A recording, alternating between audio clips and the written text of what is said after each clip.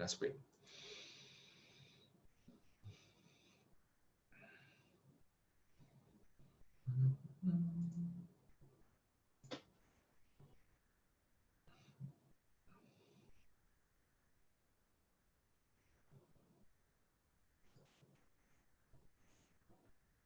Okay. Let me just do a quick test.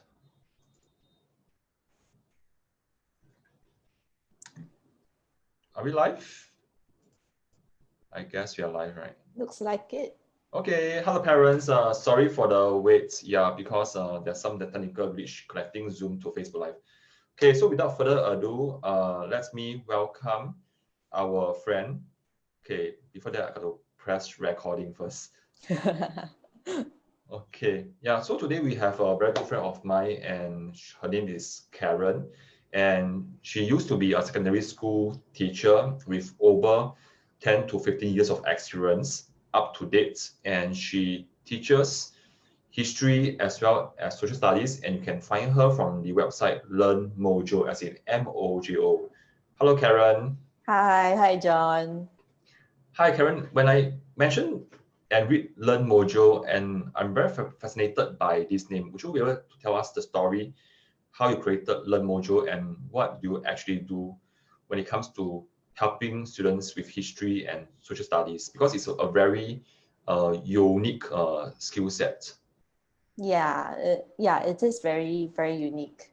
Actually, when I tell people that I teach history and social studies, the reaction is, got people want history and social studies tuition, Yeah, but at the O levels, the students actually need a combined, they have to take at least one combined humanities subject, which is consists of 50% social studies, and the other 50% can be either elective history, elective lit, or elective geo.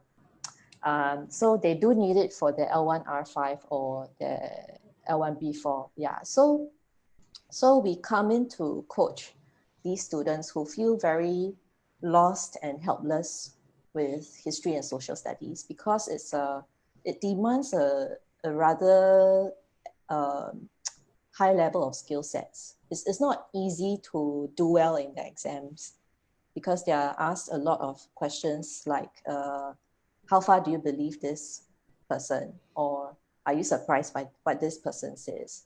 So a lot of students, when they're 15, 16, they find that they've reached a point whereby they can't handle just based on memorization. And many of our students come to us really discouraged, like they have E8, F9, D7 grades. Mm-hmm. So we come in to coach them through this, and we have an approach whereby we'll give them opportunities to try doing the questions first, and then our coach will meet up with them half an hour every week, and we will discuss with them what are the areas of improvement in their answers. So our aim is to create a very safe space for students to make mistakes, make all the mistakes they need. And we come in to guide them along the way. They ask questions over WhatsApp. And we have seen over the past 6 years, so we started in 2014, and over the past 6 years, we've seen consistently very good results on the part of our students.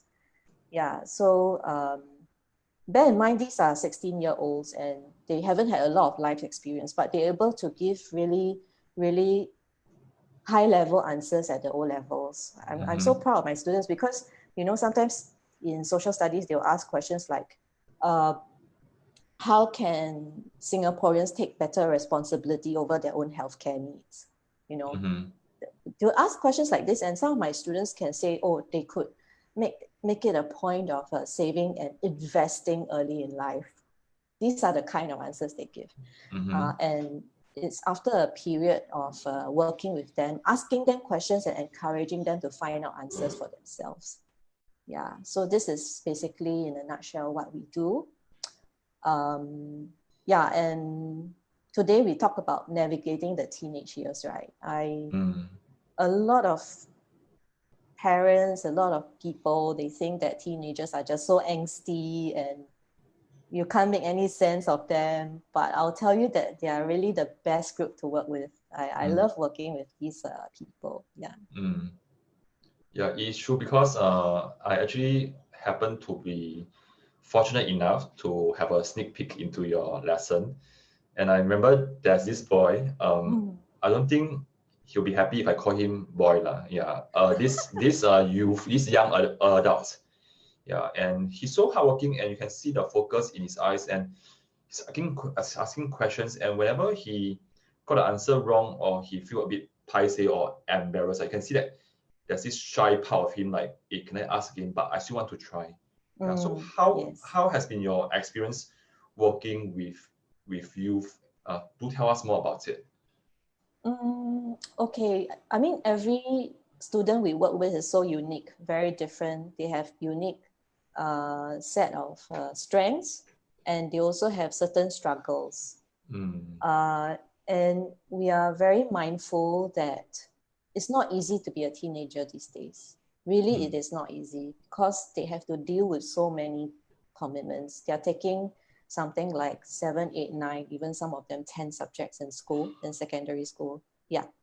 And they have CCA. Some of our students are competitive sports people. They have to train like water polo or synchronized swimming like 4 times a week, 3, 4 times a week, badminton, what have you.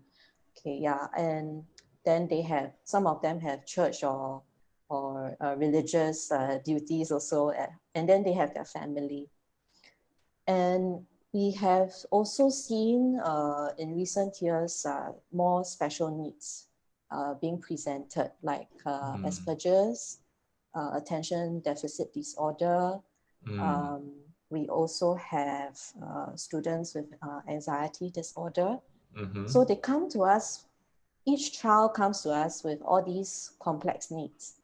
And the thing is, when we screen the students, we make sure that they are willing to try. So it doesn't matter whether they're doing F9 or they're totally lost hope. It doesn't matter. For us, is do they want to try? Just a small spark of that, we can work with that. Yeah. So I mean, we had cases whereby they are so resilient. I'm really, really impressed by the resilience of our teenagers, the teenagers we work with. And even when I was working in secondary school, they are capable of going through so much. And if you give them the opportunity, you challenge them, right? They will really show you what they're capable of. You know, like there's this boy that I coach. He is in Sec 2 this year, and he's actually by nature a very happy-go-lucky boy lah. Okay, happy-go-lucky, very laid back, very typical one. So he's the type who don't like to read at all, doesn't like to read. Okay, yeah, and history is a real struggle for him because he struggled with language. Yeah, he struggled with comprehension. But after a while of chatting with him and working with him, then his aunt as his guardian came to tell me, you know that before every lesson, 10 minutes before every lesson, he will set up everything nicely and he'll put his book beside him and he'll prep, where he never ever used to look forward to school or lessons or tuition. And he will quickly finish your homework even right after your lesson. So such a change in his attitude. So I think our teens are really capable of such great, wonderful things. You know, I mean, to me, it doesn't matter if he gets from an F9 or E8 to a B. It's not an A, but it's still a tremendous progress, and you see the change in his learning attitude. He believes he can do it. That's the most important thing. So when I asked the aunt what helped him to make that change, then he said, then she mentioned that he had teachers who laughed at him before for his mispronunciation and his misspellings, but he mentioned that you don't laugh, you are just with him and you just show him the right way to do it, so he feels that he can learn. Yeah, so I think with teens, they are really amazing. I really believe that they have so many things in them that are waiting to come out if you give them the chance. Yeah. Great. When you said that you didn't laugh at him, which I think is very important, what other differences do you think that you make that connects him closer to you? I think because our coaching sessions are one-to-one, and it's only 30 minutes. Actually, at the beginning when I did this, I questioned whether 30 minutes is really enough. And sometimes we stretch to 40. But I found that it's a sweet spot for the students. So when I come online with any student, it's really important to focus your presence and your energy with the student. And I do it online, you see. So it's even more important to be present with the child. Some of our teenagers, our students, they don't switch on their video like what we are doing right now. So they may feel a bit reserved and they only share audio.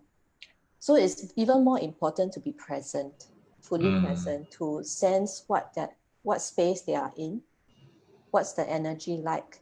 And sometimes from certain nuances or certain tone in their voice, we can tell that maybe they're not in a very good space that particular day. And then we can then ask them, would you like to tell me a little bit more about what happened? Or sometimes they're really tired. Just a simple acknowledgement and validation that it must have been a long day. It just helps them to, it's really been a long day. And it helps them to be able to focus. So I think the empathy, the willingness to go where the student is, meet them where they are, is really important. Yeah. Personally, I have also worked with youths in my social work days, and I can understand that sometimes as parents, and now I'm a parent myself, I could think that I may be even more tired than my child. Yeah. So as a parent, what do you suggest that other parents can do to meet the, how should I put it? What's the word that you use to meet them where they are? Yeah, meet them where they are. So what can a parent do at home? I think just listening. This was something that my own son told me. He's in Sec 1 this year. Yeah, so he actually once gave me feedback lah. My children gave me feedback. He said that, Ma, I don't think you listen enough. Not like listen as in must do what he says. Sure. That. But really just be with them and really listen to their heart, not just to the words, not just to the behavior, but really listen to the heart. And I'm sorry, I can't really tell you the technique lah, because it's a matter of just having that connection with your child. And we had actually such a good moment the other day at dinner where he was just recounting his primary school days, like how he felt so heartbroken that he lost this friend. He thought he was his BFF, best friend forever, and they fell out. And he was just talking, and I didn't have any advice for him because it's over already, right? No advice, and I didn't have any judgment because I didn't witness what happened. So I just listened. So I think as parents, just being there with them and listening to them is I think I as a parent, I need to do more of, and I want to do more of. Yeah. And when I hear you share that your boy told you that you should listen more, I thought the feeling that you gave me is you were very cool then. Yeah. I'm just trying to imagine if my girl told me that, it could be like a slap in the face. Yeah. Oh yeah. I mean, we have our moments like that also lah. Yeah, I think every parent will go through these kinds of moments. Our children telling us, "You're not listening." What do you mean I'm not listening enough? You know, I'm doing so much for you. Yeah. But I think aside from taking care of their physical needs, more than ever, teenagers really need us to listen. Sit with them and listen with them. And I think validating their experiences is really important. Don't minimize, because I mean, if we think back to the time when we were teenagers, what we really want most is someone not to, sometimes it's really not to solve our problem, or even, well, teenagers hate most when they judge, when people judge them. But it's just someone who try to understand you. Yeah, and even in my years of teaching in secondary schools, and some of my ex-students were very, very mischievous. Very mischievous. You know, uh, I remember having to break up fights. Yeah, but you know, when you catch them one-on-one and you actually have an interest in what's going on in their life, and you ask them what prompted you to do this and that, I'm just really, really curious, because my impression of you as a person, I know you're not like that. I know your character is not like that. So I always believed in you. So I think it's important for us to constantly communicate that we believe in them, that we have faith in them. Yeah. When you mention judgmental, I think it's very valid as well. At the same time, I think that it takes skills not to word it in such a way that it sounds judgmental. So from experience, what are the do's and don'ts, or even giving specific examples or sentences that are judgmental versus those that are not judgmental? So example of judgmental, and I fall into it quite a lot in my conversations with my own kids. Like, you're so lazy, you know? Yeah. Why do you always have to wait for me to do everything, you know? Examples, like these are examples. Just this morning, I had to wake up my son. He didn't hear his alarm. I think he forgot his alarm. I was like, why can't you just take care of yourself? Yeah. So there will be moments like that. And I think we don't need to be too hard on ourselves when we do that. But it's important to then go back and kind of reestablish the connection with the teen. So non-judgmental will be things like, tell me more, you know, or even when they tell you something about what happened at school or something they're not happy about, even if it's a really uncomfortable, sometimes we as parents, we feel uncomfortable about certain pain and suffering that our kids share. We just want to fix it for them and tell them, you know what, you shouldn't behave like that. You know, you shouldn't feel like that. So these are examples of judgmental sayings that I think not just teens, but just any human being doesn't find helpful. Yeah. So just mirroring what they say, you know, what we learned from Chris Voss's book, right? That's the last 1 to 3 words of what anyone says, just mirror, and with a very curious tone, you know, like, oh, what do you mean he took your stuff, you know, or what do you mean when you say that this teacher doesn't know how to teach, you know? I mean, sometimes we just want to correct them, but it takes a lot of restraint to not correct and just dig a bit deeper, yeah, to encourage them to share more. And then labeling how they're feeling also helps a lot. So it doesn't have to look like, oh, you are angry. It can be something more gentle, like it seems that this really upsets you. It seems like you care about this a lot.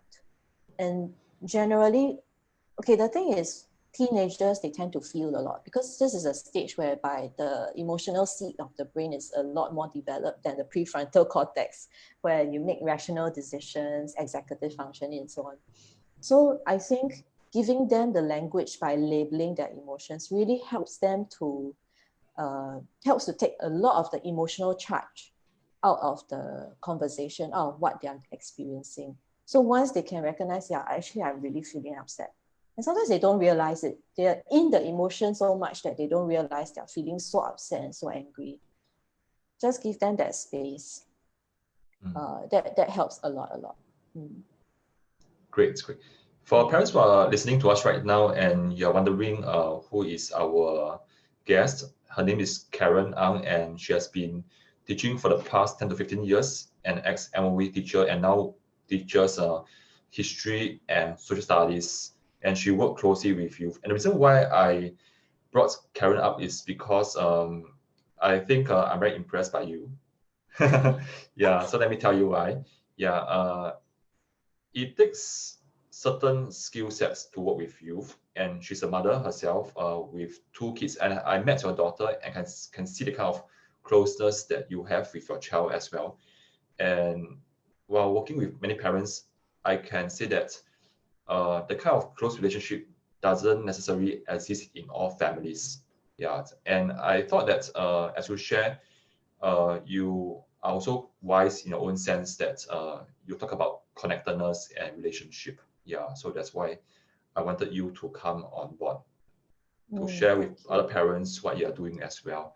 Yeah, yeah. So and probably we can jump a bit to the earlier years, because when we define teenagers, what's the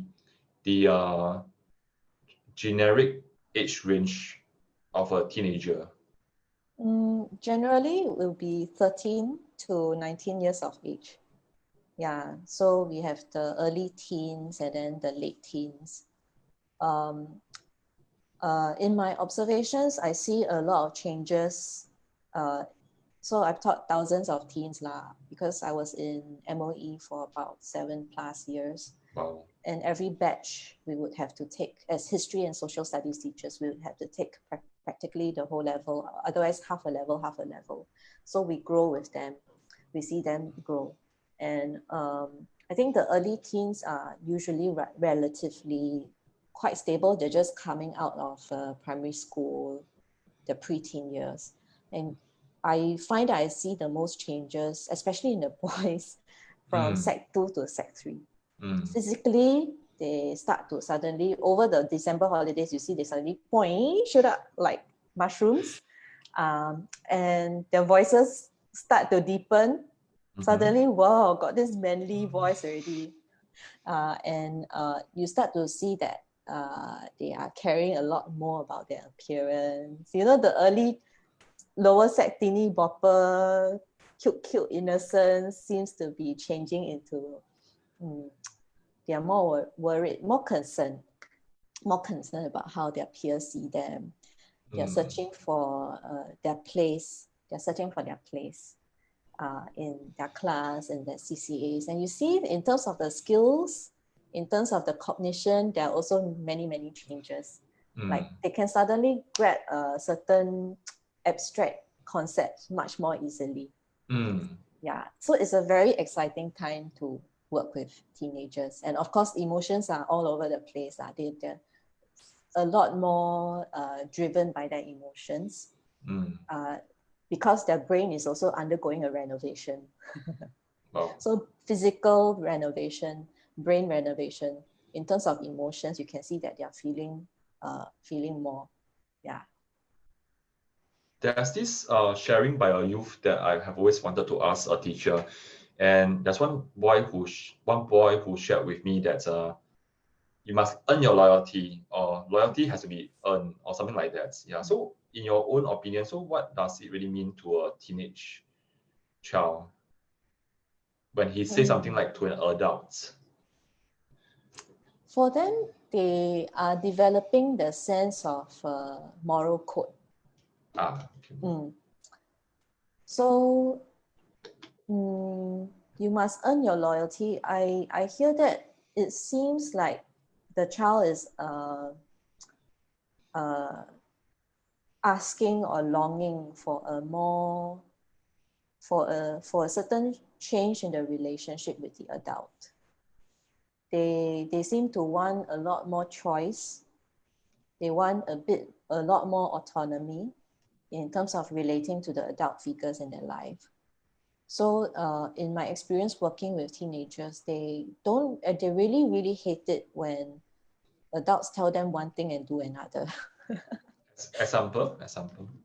So, okay, an example is, let's say being punctual. Like if we as teachers or parents keep telling them that, we want to be punctual and respect other people's time, but if we, in our actions, we have chronic lateness, then they'll start to question you. So they have this sense of developing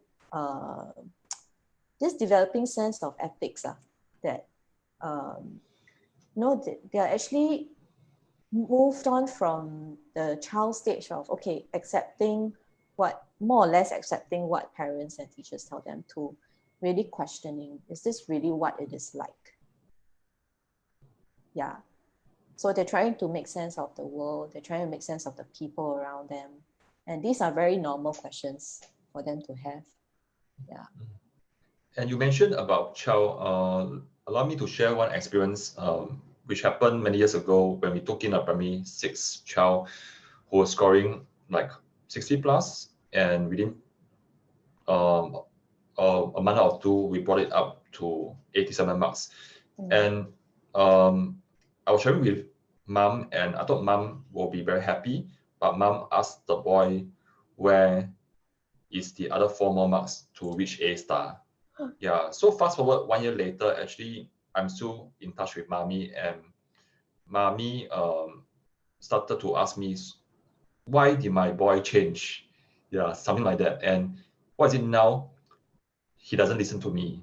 Yeah, because in the past, it's like, why are you like that? Why are you not good enough? And in fact, the second part of the story, when mom left the room, and I knew that I have to do some damage repair. Actually, what happened was the child said, I am going to fail for my mom to see, which he did.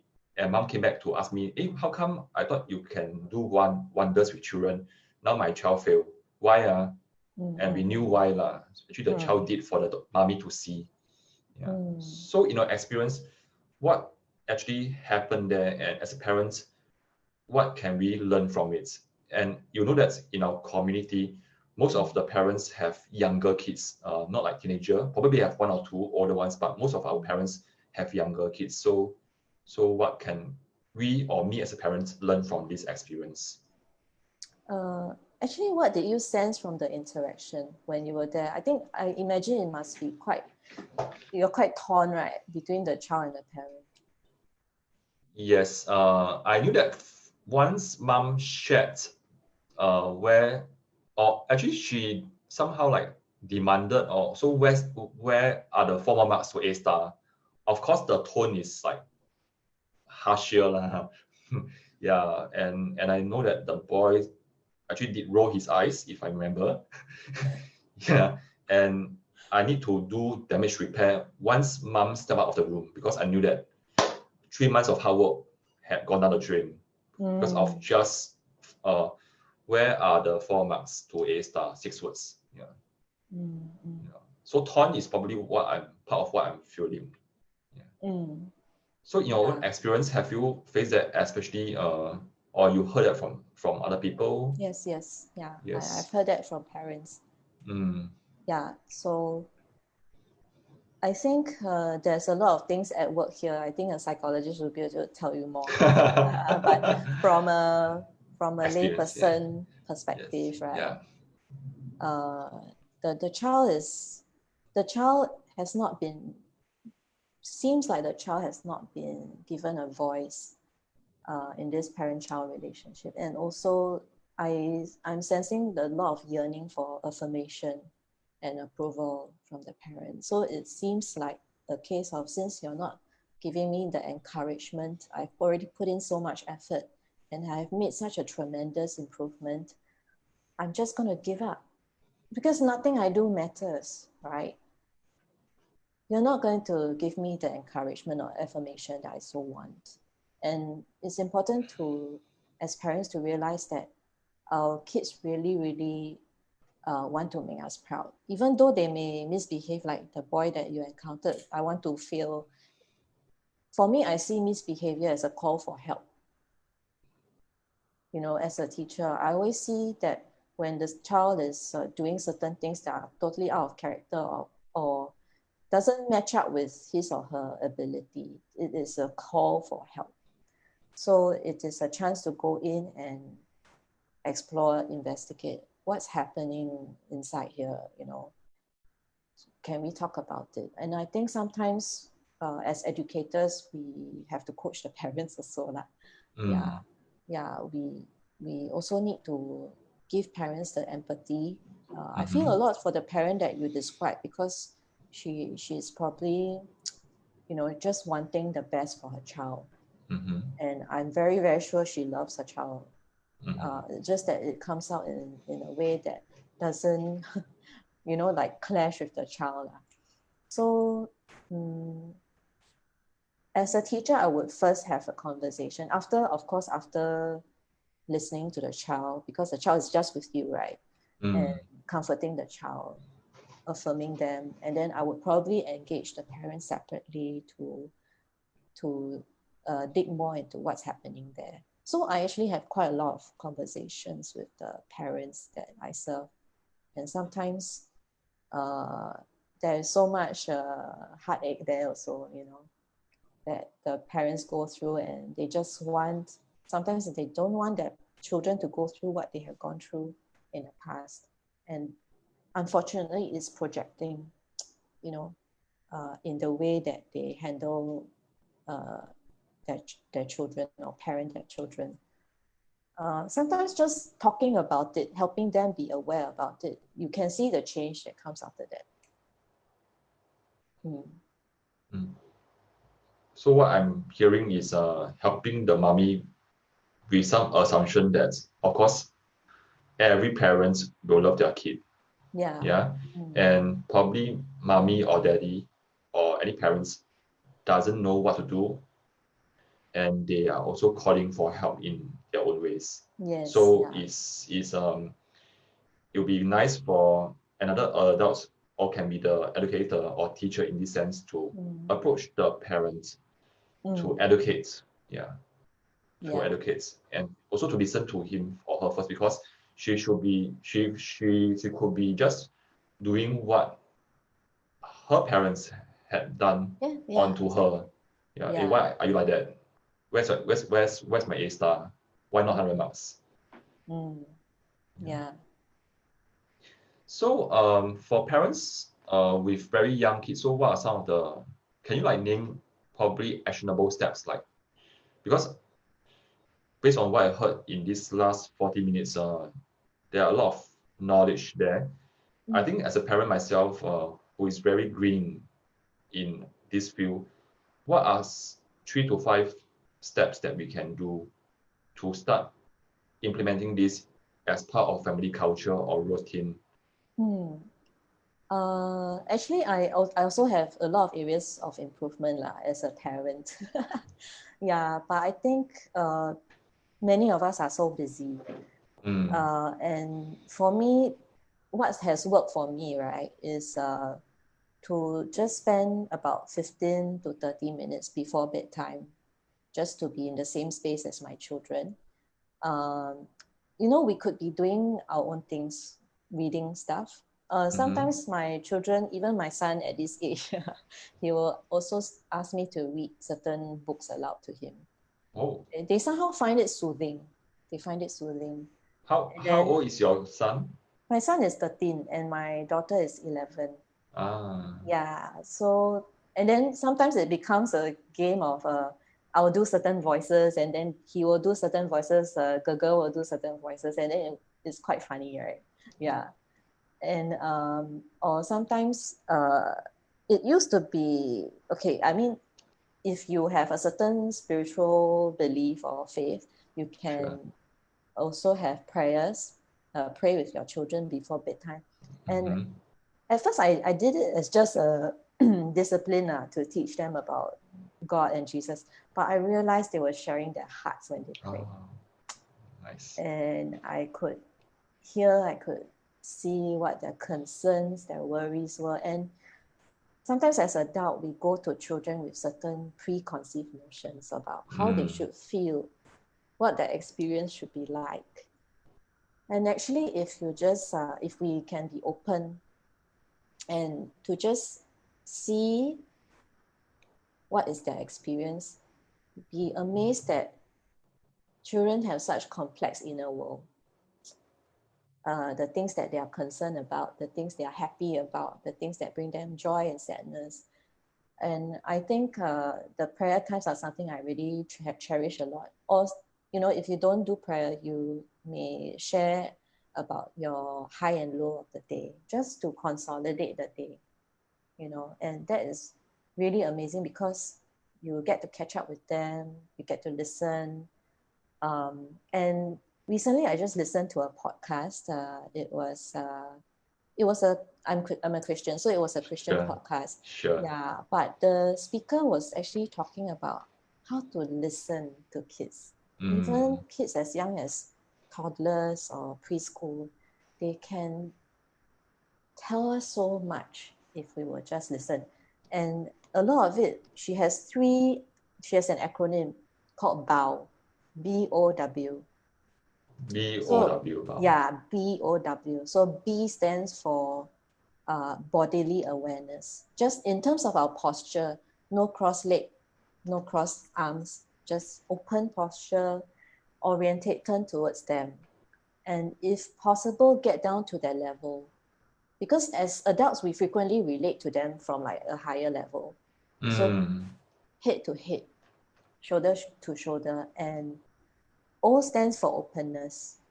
Really just be open and not bring our preconceived notions about how they should be feeling or how they should be behaving. Just look at them, observe, and pay attention.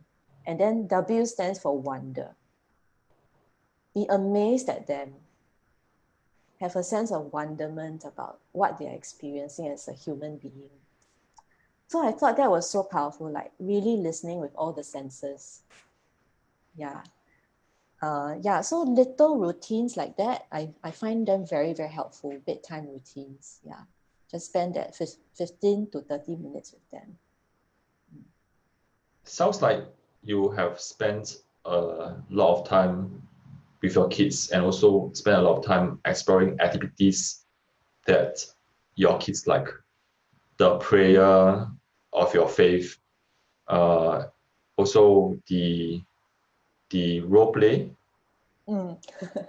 as well as also I think what is very heartwarming is for a teenage boy to be able to still want to spend time with mommy just before she sleeps or before he sleeps rather. Yes, they still feel the yearning. They want us to be there. It's just that at this stage they'll start to want to orientate more towards their friends lah. Yeah, they want to spend more time with their friends, and that's in the daytime. But in private, they actually really, really want their parents to be there. And I was actually chatting with some of my friends who are also very seasoned educators, and quite a few of them said that they see that in recent years, teenagers are feeling lonely. And I think it's not the sense of it's the kind of loneliness whereby you can be in a crowd but you still feel that you're quite isolated or not really understood. Don't really know where you belong. So I think I would agree with them. I certain interactions I have with my students in the past, you can sense that they are just really yearning for their belonging. They are yearning for the understanding, and they just want someone to walk with them. Yeah. So I think as parents, when they are young, we can solve their problems for them. You know, like when they're in primary school, we can call the teacher in school and fix it, you know, or we can call the other parent when they have encounters with their friends, not so good encounters, we can call the other parent and we can kind of like settle it. Some of my friends do that.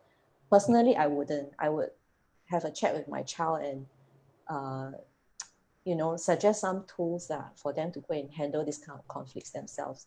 But as they grow older, we find that there are fewer and fewer problems we can solve for them. So I think what helps is just being with them, letting them know that they are not alone. That whatever they're experiencing as a teenager, sometimes we can also share our stories as teenagers with them, because we've been teenagers before, right?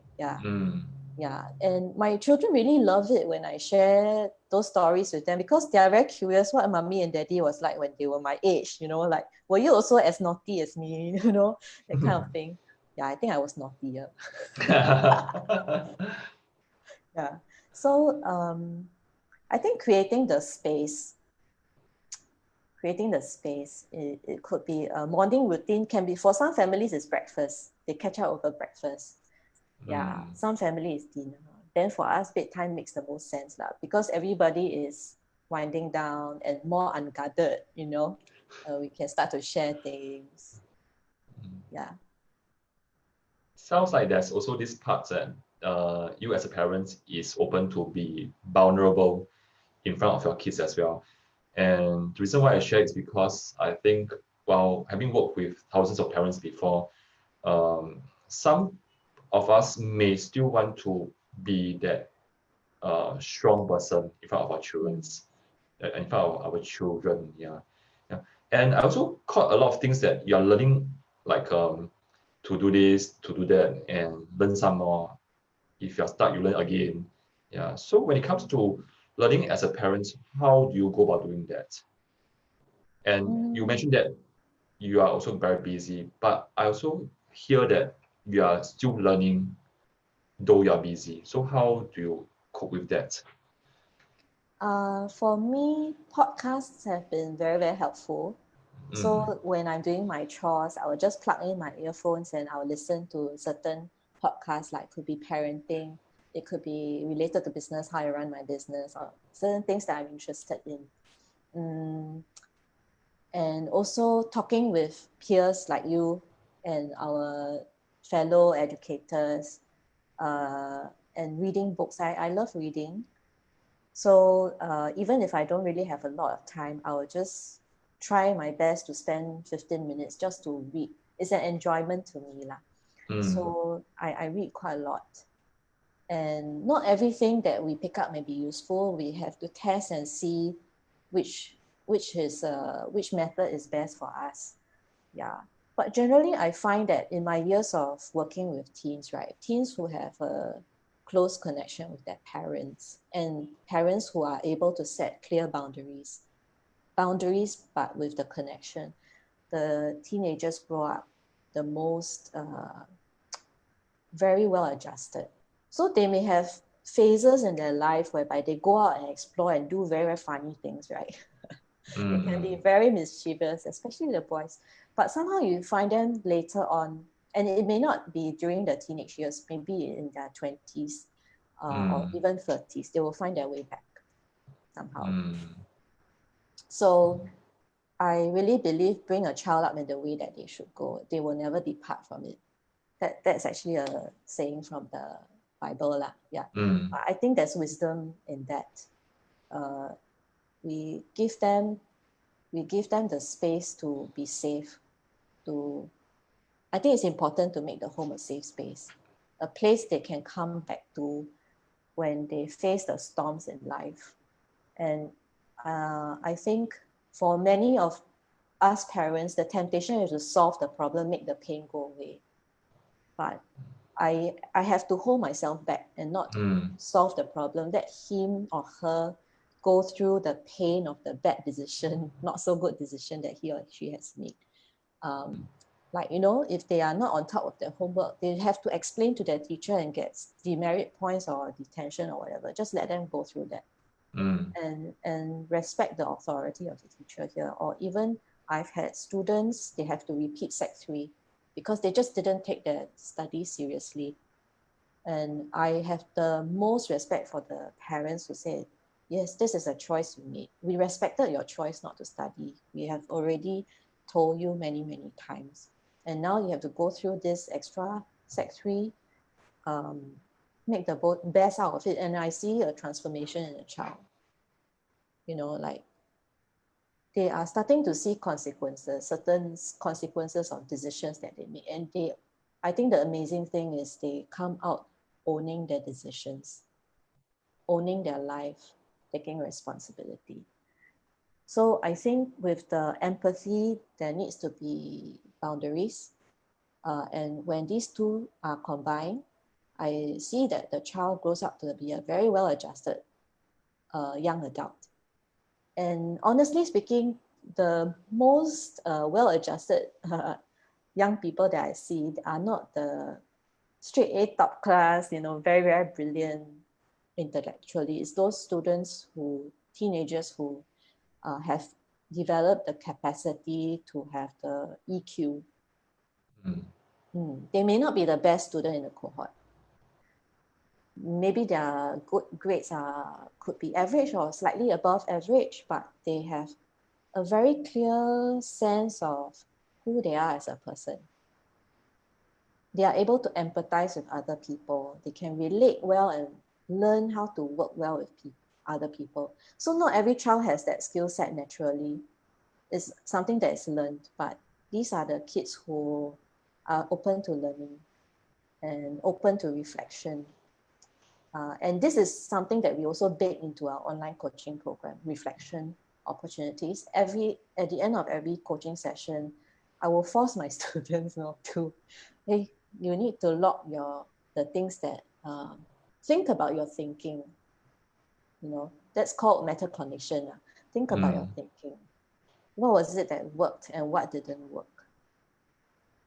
You know, and sometimes it can be something about exam time management, or it can be something that is not really, really hardcore academic related, like I can manage my anxiety better by breathing deep, things like that. So, yeah, basically,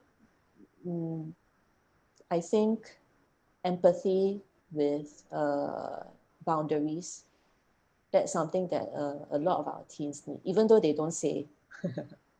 Yeah. Sounds like your students are very fortunate to have you. Yeah. We all learn lah, huh? I think as a young teacher, I probably made a lot of mistakes also. I definitely did, but I was very fortunate. I had students who were very forgiving, willing to coordinate and cooperate. Yeah. And I think the other thing that got me was I started to think, because in Singapore context, we are actually pretty well known in the world to be a tuition world, where probably 9 out of 10 kids in a class may have tuition or more than one tutors. Yeah, so in my opinion, there's definitely a big difference between just finding a normal tutor who help you with school grades versus a coach, somebody more than a tutor who can help you with school grades, but also being able to coach you in life skills as well as setting boundaries and working with the parents. When you talk about boundaries, I think for most parents, they may have different boundaries. So what is a healthy boundary for young children growing up into become a teenager? I think it depends on what you as a parent value most. Yeah, so I would say for me as a parent, yes, I value respect for others. So for my children, I have very clear boundaries about respect. Because I don't want them to become entitled, you know, and feel that the whole world owes them something.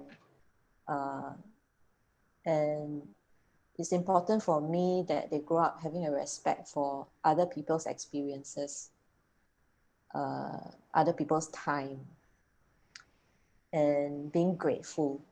So these are the two things. And the third thing that's important to me is integrity. Yeah, so for me, there would be certain negative consequences if they are caught lying. I tell them, You know, if you make a mistake, you may have to go through the pain of the negative consequence, but it is better than covering it up and never learning from it. You know, so yeah, these are the three main things. For the others, you know, things like there are the daily stuff, there are boundaries around the daily routines like bedtime and all that, which I'm also quite rather strict about, but there's a bit of leeway here and there lah. Yeah. So actually, my kids tell me, wow, you're such a tough mother. You got so many rules. But I find that they really need the structure. Children need the structure. Otherwise, if life is too chaotic, they don't know how to make sense of it.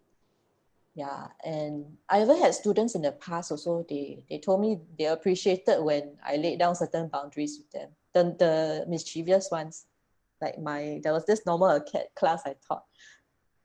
Teacher, you can go ahead and scold us. They're very cute. Yeah. So they're expecting and they're watching for us to put in place the safe structures for them. But of course, you have to balance. So everything is a balancing act, right? Yeah. To give them the space for exploration, the room to make mistakes, but certain things to ensure transmission of values, physical safety, and so on. Yeah. Yeah. It's the hardest job ever. I'm very curious when you mentioned you have some structure to your bedtime. And the reason why I ask is because I think the bedtime for my children is pretty chaotic, sometimes sleeping as late as 11 or 12 by the time they settle down. Yeah. So what's your structure for your children's bedtime? These days they're older, so they sleep a bit later lah. But I think in the past we used to get them into the bedroom by about 8:30. Yeah, 8:30. Wow. Wind down in the bedroom, dim everything. Okay. Yeah, no more playing piang piang piang. Yeah, so it's just like more quieter activities like reading. Sometimes even putting on soothing music, and then they have their favorite playlist, and they'll ask me to play certain songs they like. Yeah, so no more noisy stuff, no more noisy activities. For me, I believe a lot in sleep because they are developing physically and their brains really, really need sleep. In order for learning to develop, you need to give the brain opportunity to rest. You cannot go on non-stop. So during sleep is when the brain, the body does its housekeeping and it's starting to make all these neural connections, pruning away the things that are not needed and consolidating. That's when things are moved into long-term memory and so on and so forth. So a lot of stuff happening during sleep. That's why it's very important in our family for the kids to sleep, get enough of that. So I think for primary school children, it's about 9 to 10 hours recommended. For teenagers, actually teens need a lot of sleep also. I read studies whereby it says they need almost as much as babies because the whole body is going through renovation. Yeah, so I find that my boy is getting sleepier. He needs a lot more of that these days. You can see he will go steal away from nap in the afternoon.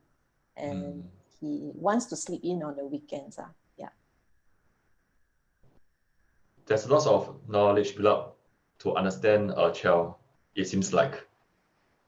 Yeah, I mean, it's interesting to me, yeah, because this is two human beings being placed in your care. So I love to read up about all these things and find out more about how I can help support them. While we are talking about gaining knowledge, allow me to just quickly jump in to share with parents what are some of the useful books that they can get from the internet or local bookstore. Okay, and if you have read them and you want to chip in any thing, just feel free to let me know. Sure. Okay, have you read this before or have you seen this before? Yes, 5 Love Languages. How you find this book? I love it. I got my kids to do the quiz quite a few years back. Yeah, and it was quite eye-opening to see what their love language were. For parents who are watching this, and if you have no idea what this is, this talks about the different languages, love languages of a human being, and this book is more about kids. Karen, can you help me to recap what are the 5 languages? I can't seem to remember them. There is, from what, if I recall correctly, there's quality time, there's gifts, there's physical affection, touch. What are the other 2? Words of affirmation and acts of service.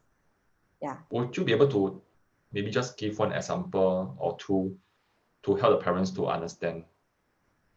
So quality time would be, for example, making time to be with your child, and a lot of times it's without the siblings around.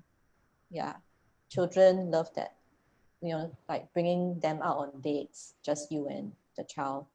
So the words of affirmation, obviously we know is encouragement, not criticizing them or putting them down, just encouraging them for their efforts. Then acts of service, for children whose love language is acts of service, they like it when you help them out with the practical day-to-day stuff to relieve their burden. I think for my children, it was quality time and words of affirmation. Yeah. Then physical touch would be like hugs, kisses, just petting them. Then what's the 5th one? Can't remember the 5th one. Okay, let me just. Okay, it's something that's. Okay. I think there is a link with a quiz. I can look for the link and send it over to you later. Love language quiz. Yeah, for children. There's actually a quiz for children also.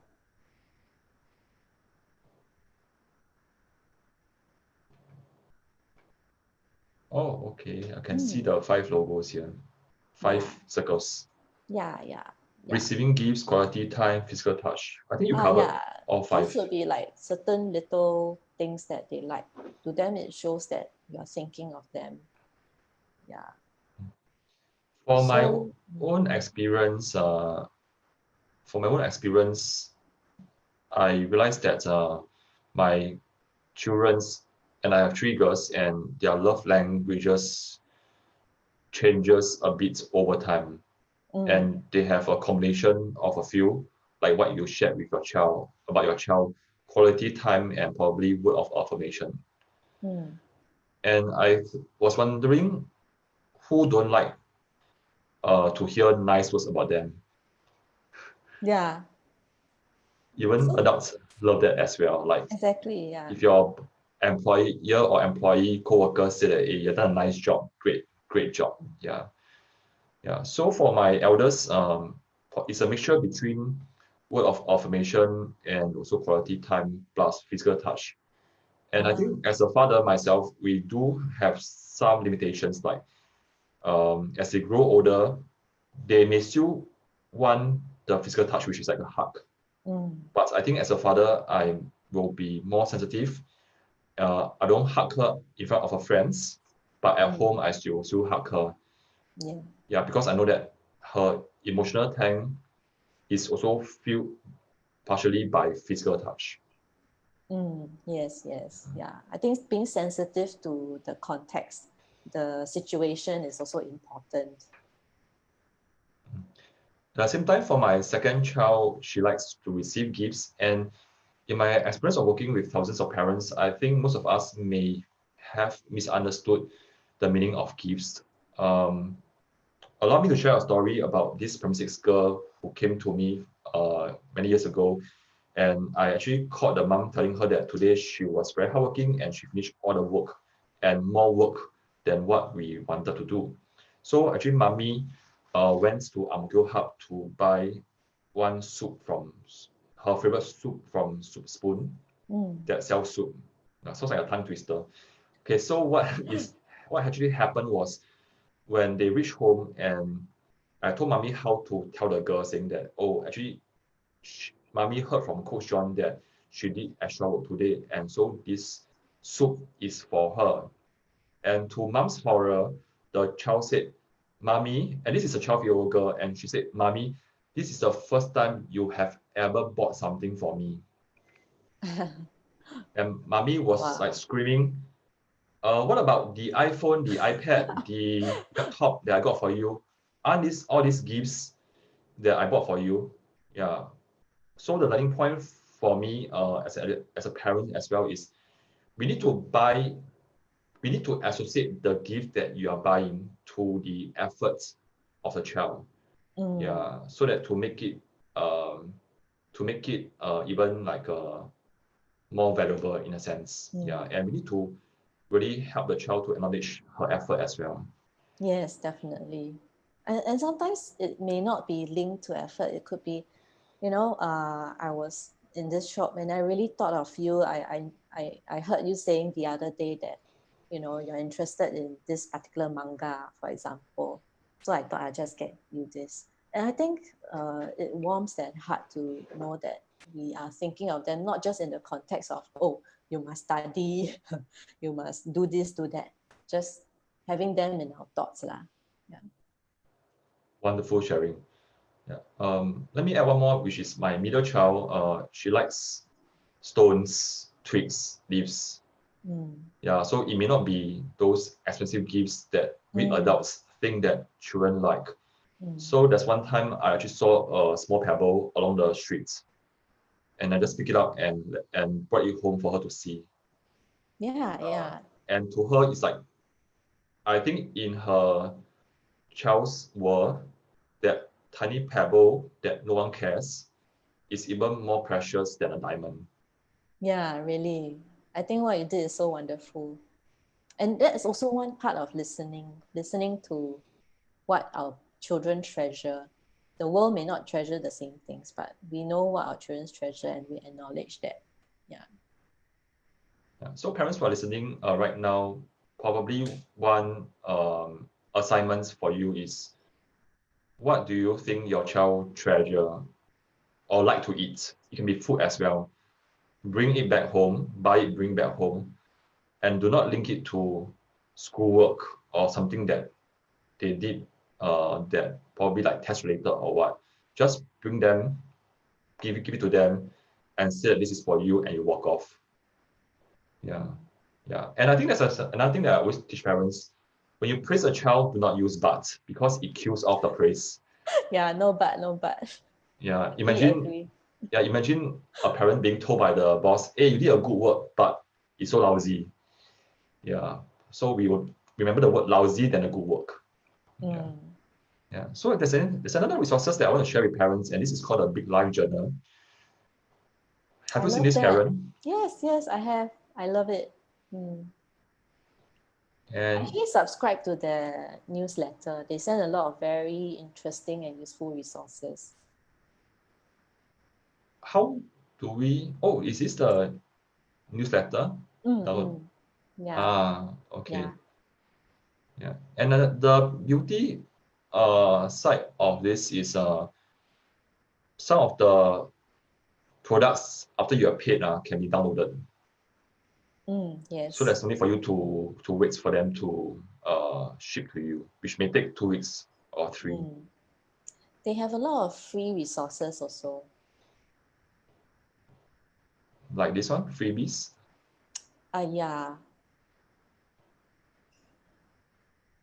So I think recently they had a free printable for COVID-19 journal for students, for children to write down their experiences of being sheltered at home lah.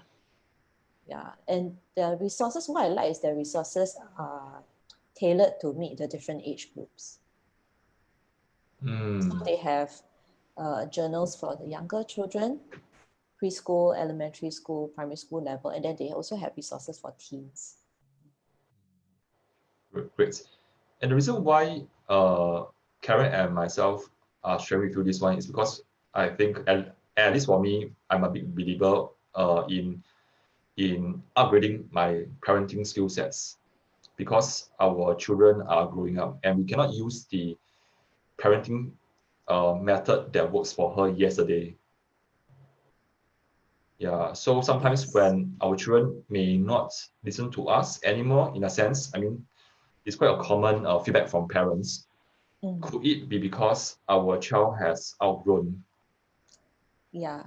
Yeah, and I think I think it's also human nature that we may naturally point to others that is their fault. Yeah, but to using Karen's word, a well-adjusted youth or young adults um, has parents who are always there for them and upgrading their skills for their own children. So the parent actually took ownership and changed themselves first before they point it back to the kids. Mm. Yeah. Okay, one last thing to share. I think parents, Karen. Yeah. Okay, you mentioned this book, right? So can you tell us more about this book? Okay.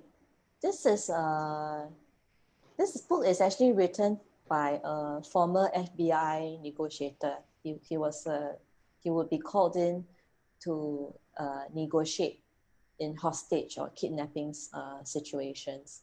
Mm, And Chris Voss is now doing business negotiation. And I actually stumbled upon a friend recommended his book to me during a very, very difficult period of my life, mhm, where a lot was hanging on negotiations with other parties. sure. So I found it such a treasure trove because it went against the grain of what many, many negotiation books out there were advocating. Like you have to compromise, uh, a lot of very standard things like getting to yes. But he has a lot of counterintuitive uh, advice. Like, for example, just now we discussed about mirroring and labeling, right? Mirror the last 1 to 3 words of what your counterpart is saying, and then labeling how they might be feeling. There are also other things he advocates, like doing an accusation audit, basically to acknowledge the possible negative feelings that your counterpart could have. And all these pieces of wisdom, I found them so useful in every situation of my life where I have to negotiate with another person. It Mm, could be my child, mm-hmm, it could be my co-workers, or even the person I'm buying food from, mm-hmm. Yeah. So um, I think what makes a very big difference here is he's coaching how to see things from the other person's perspective. It's not a it's not a situation whereby you have to go in and hard and get what you want. It's my way or no way. But the funny thing is, once you try and see things from the person's perspective, you do get your way. Mm.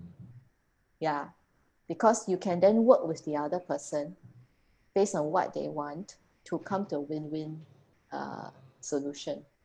And I find that it plays out a lot in my interactions with my students and even my children when I am mindful enough to really find out more about where they're coming from, what's motivating them.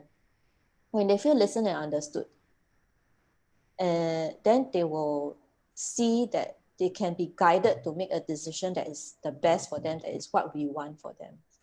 Yeah.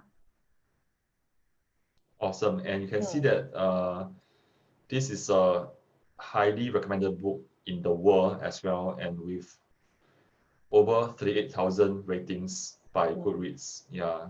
What's your So experience with this book? You mentioned that you like it also, right? yes, yes. Okay. In fact, I watched this. For parents who are not sure what this is masterclass.com. Is not a local website, and it has training videos by celebrity teachers. I forgot the singer's name. What is the singer's name? Who partner with Britney Spears? Suddenly, it just didn't get to me. I don't believe I caught that, but I think they have things like writing classes by famous authors, right? And Yes, acting, there was an acting master Natalie Portman. class. Yeah, Natalie Portman. Yeah, very interesting profiles. Yes, and also, okay, let me just help the parents to understand where we're coming from first. Yeah, so you can see all these celebrity teachers who are very successful in their own fields, and in fact, I do subscribe to the whole year. And again, for parents, this interview is not sponsored by masterclass.com. So If only, right?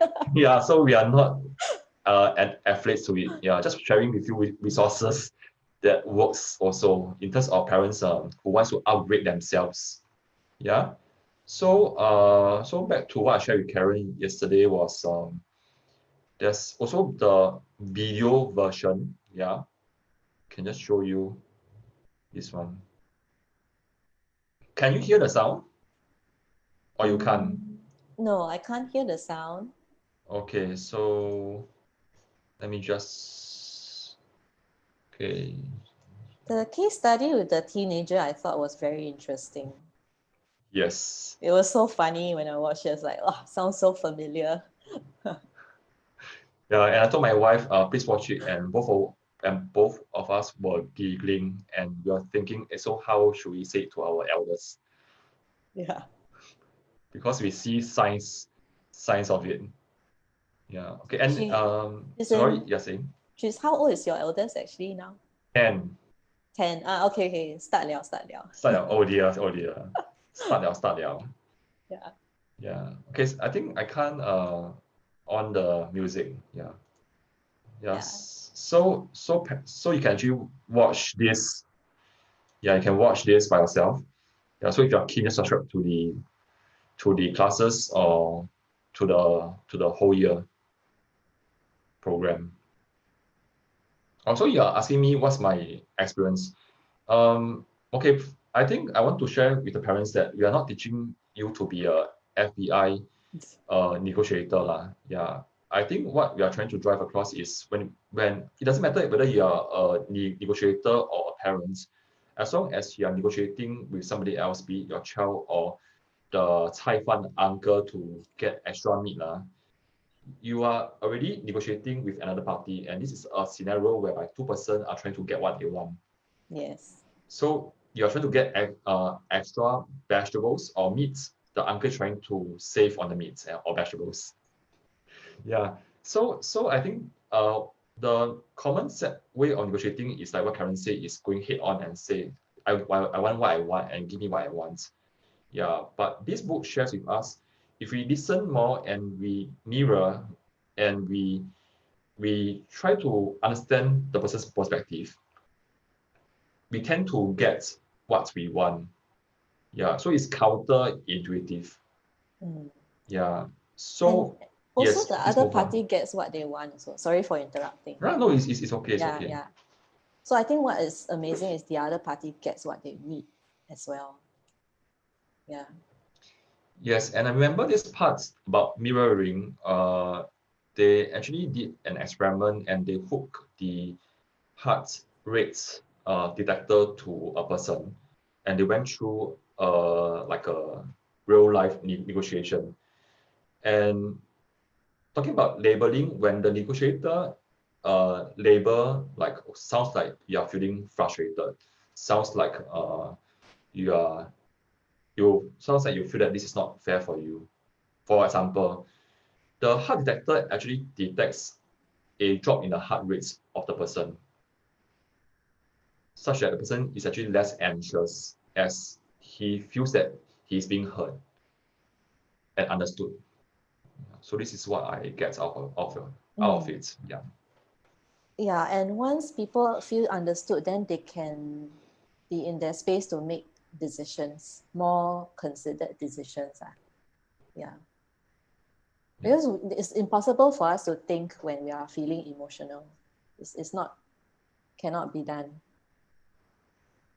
Yeah, this reminded me of a saying, when like in a heated argument when EQ is low or something like that. I can't remember what was it. Yeah, but what I learned from it is when there's a heated argument between two person, never go head on because the EQ is actually very low. Yeah. Yeah, something like that. So It's now actually different parts of the brains are working. So the prefrontal cortex is not engaged at that point of time. It's just your emotions being fired and triggered in a certain part of your brain. So there's a certain biological explanation. So what helps them is labeling, get them to calm down, and then the front part can come online to make decisions. Yeah. by any chance, do you teach science as well? Because you seem to be so well versed in the how the mind think in terms of biological perspective. I I have an interest in research. Yeah, so I very nerdy one. I'll just go and read all those journals that everybody find very dry, but to me it's very interesting. I think one book is called Mindsight. It's by a psychologist called Dan Siegel. I can send you the link to the book. Mindsight. How do you Yeah. pronounce it? Sorry. MIND Uh-huh. SIGHT. Okay. Yeah. SIG. HT. Oh, okay. Yeah. Mindsight. Yeah, Dan Siegel. Oh. And it was so informative to me, to knowing that there are certain biological drivers at play also, that there are certain things we can do when our children flip the lid, like they have a meltdown. There are certain things we can do to coach them past that. Yes, that's the one. I think he has a book for parents also. Mm-hmm. Raising the Whole Brain Child, I think that is the title. Yeah, he has published many books, and I find that it was so illuminating reading what he has to say about how human beings function. Yes, The Whole Brain Child. This one? Yes, yeah. Yeah.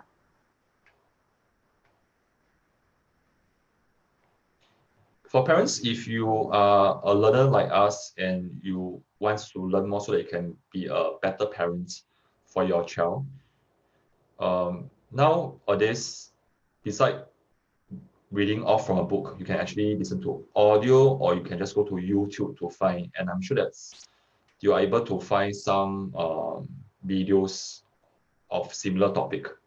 Yeah.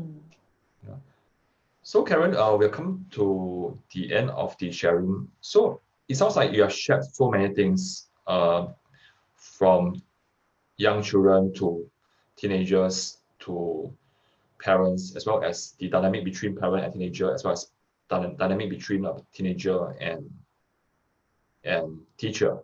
Yeah.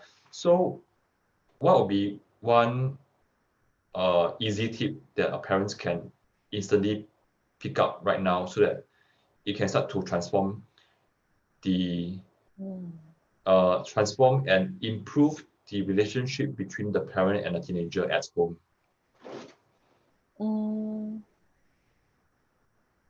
I think one thing that is very simple, but that could really transform a lot of things is just spending maybe 5 to 15 minutes of undivided time, attention with your teenager or your child, whatever age they may be. Yeah. It can be just to sit with them. Yeah. Or could be do something with them, or just having a chit chat with them. Yeah. So I find that when I invest enough of these times with my children, they are a lot more settled, more calm, more cooperative. But when I start to, because I work from home, so actually physically I'm around a lot. But when I'm not emotionally available, I will see that they tend to be more defiant, more questioning, and a lot more restless as well. Yeah. Awesome. And you mentioned about dates with each of your child too. Yeah. it's a challenge because I'm a single parent, so my schedule is really, really full. Sure. But I think like just snatching little moments here and there, like, oh, let's go down and get groceries, or like on our way to do errands, getting specs for my son. It's just me and him, and it's a chance to really catch up for us. Yeah. Great, great. Mm. In my own experience, yes, I try my best also as a parent, trying to steal time away from myself. Yeah, so one thing to share for my eldest, as she's growing up to be a teenager soon, oh dear, a bit scared, yeah. But I know that her primary driver is she loves to help people. Yeah, so I always ask her, hey, can you go with Papa to get something for auntie who's our helper at home? Mm. Yeah, so if I ask her, would you want to go out with me? She will say no, but I try another way, which got her to go out with me so we can chit chat. Yeah, yeah. So like find a way to engage them that taps into their interest and their personality. I think that's very important. Yes, and for my middle child, she can rattle on non-stop, so anything is fine. So cute. Yeah, and I think as a parent, I also want to treasure the moments that now she can rattle on non-stop. Yeah, wait until the day she stopped talking to me, I'll be scared. Mm, mm. Yeah, Yes, yes. I think no matter what, as long as our kids are still talking to us, there's room to work with. Yeah. yeah. All right, so this is a question that I always ask my guests, and it's very interesting to hear as well. Okay, so right now, you have been a teacher. You have walked down a journey from a 12-year-old all the way to through JC and a teacher with lots of tools and knowledge. Yeah. So now I would like to invite you to walk down to your memory lane when you meet your meet the 12-year-old Karen. Yeah. And with all the big anxiety going on for Prem Sixers. Yeah. So what would you tell the 12-year-old Karen if you are talking to her right now, looking at her in the eye? Hmm. I think I would tell the 12-year-old Karen, uh, all will be well. Okay. You are doing the best you can. Just these two things. Anything else? You want to preempt her? She will find out as she goes through life, right? Yeah. But I think these two things, you're doing the best you can. I feel that everyone we meet in our life, actually all the interactions, majority of the interactions, people, there's something unsaid. People are trying to find out whether they are doing okay. Am I doing okay here?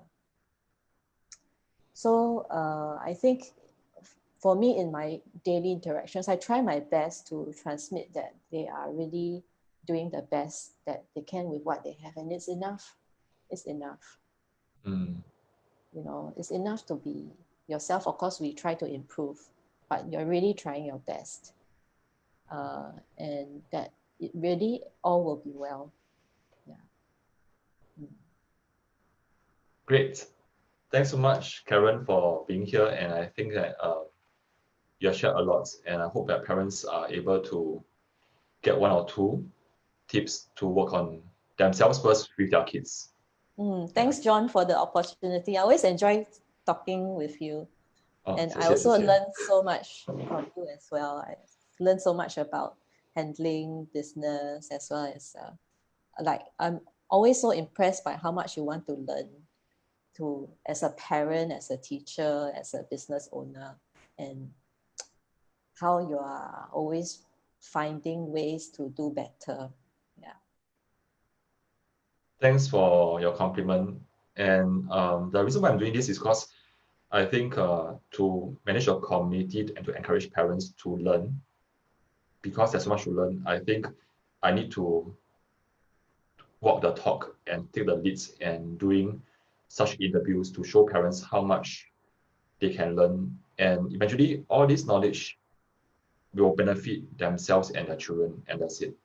Mm. Yeah, because I think it really it'll be very heartwarming to hear from parents that, hey, actually I learned this tip from Karen during this interview with John, and I tried it at home, and then it just blew my mind, and my girl started to talk to me. Yeah, so that's That'll be great, yeah. that'll be the best gift for myself. Hmm. Okay, so parents, thanks for being here, and you are welcome to watch this anytime you want. So we'll see you again in the Facebook group. Take care, bye-bye. Bye.